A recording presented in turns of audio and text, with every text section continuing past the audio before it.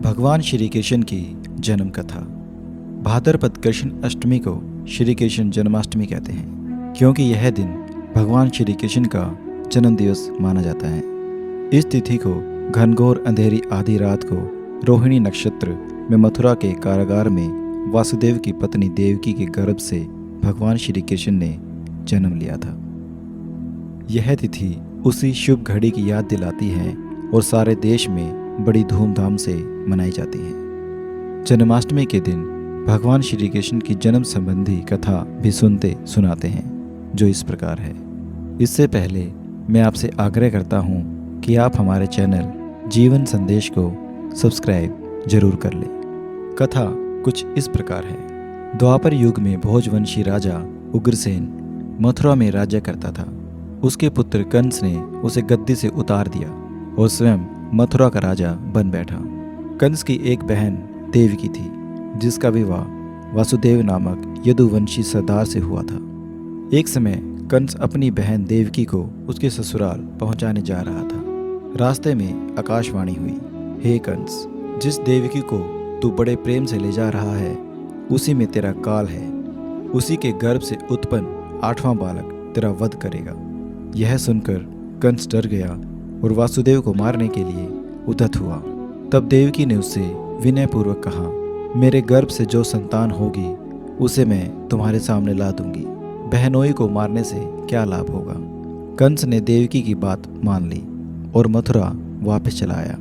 उसने वासुदेव और देवकी को कारागार में डाल दिया।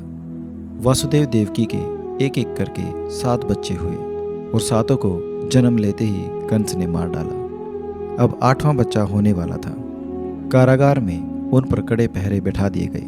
उसी समय नंद की पत्नी यशोदा को भी बच्चा होने वाला था। उन्होंने वासुदेव देवकी के दुखी जीवन को देखकर 8वें बच्चे की रक्षा का उपाय रचा। जिस समय वासुदेव देवकी को पुत्र पैदा हुआ, उसी समय संयोग से यशोदा के गर्भ से एक कन्या का जन्म हुआ, जो और कुछ नहीं सिर्फ माया थी। जिस कोठरी में देवकी वासुदेव कैद थे, उसमें अचानक प्रकाश हुआ और उनके सामने शंख चक्र गदा धारण किए हुए चतुर्भुज भगवान प्रकट हुए। दोनों भगवान के चरणों में गिर पड़े। तब भगवान ने उनसे कहा, अब मैं पुनः नवजात शिशु का रूप धारण कर लेता हूँ। तुम मुझे इसी समय अपने मित्र नंद जी के घर वृंदावन में भेजाओ और उनके यहाँ जो कन्या जन्मी है उसे लेकर कंस के हवाले कर दो। इस समय वातावरण अनुकूल नहीं है, फिर भी तुम चिंता ना करो। जागते हुए पहरेदार सो जाएंगे, कारागृह के फाटक अपने आप खुल जाएंगे और उफनती अथाह यमुना तुमको पार जाने का मार्ग दे देगी। उसी समय वासुदेव नवजात शिशु रूपी श्री कृष्ण को सूप में रखकर कारागार से निकल पड़े और अथाह यमुना को पार कर नंद जी के घर पहुंचे। वहां उन्होंने नवजात शिशु को यशोदा के साथ सुला दिया और कन्या को लेकर मथुरा आ गए।